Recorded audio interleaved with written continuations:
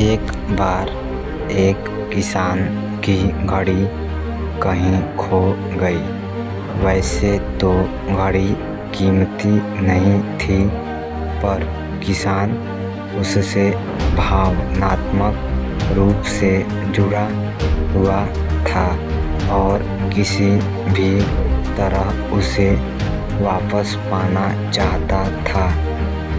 उसके खुद भी घड़ी खोजने का बहुत प्रयास किया।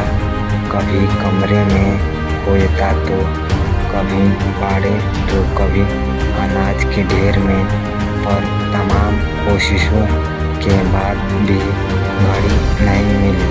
उसने निश्चय किया कि वो इस काम में बच्चों की मदद लेगा और उसने आवाज़ लगाई, सुनो बच्चों, तुमसे जो भी मेरी खोई घड़ी खोज देगा उसे मैं 100 रुपये इनाम में दूंगा। फिर क्या था, सभी बच्चे जोर शोर से इस काम में लगा गए। वे हर जगह की खाद छानने लगे, ऊपर नीचे बाहर आंगन में, हर जगह पर। घंटों बीत जाने पर भी घड़ी नहीं मिली। अब लगभग सभी बच्चे हार मान चुके थे और किसान को भी यह लगा कि घड़ी नहीं मिलेगी। तभी एक लड़का उसके पास आया और बोला, काका, मुझे एक मौका और दीजिए, पर इस बार मैं ये काम अकेले ही करना चाहता हूँ। किसान का क्या जा रहा था, उसे तो घड़ी चाहिए थी। उसने तुरंत हाँ कर दी। लड़का एक एक करके घर के कमरों में जाने लगा और जब वह किसान के शयन कक्ष से निकला तो घड़ी उसके हाथ में थी। किसान घड़ी देख प्रसन्न हो गया और अचरज से पूछा, बेटा, कहीं थी ये घड़ी, और जहां हम सभी असफल हो गए तुमने इसे कैसे ढूंढ निकाला?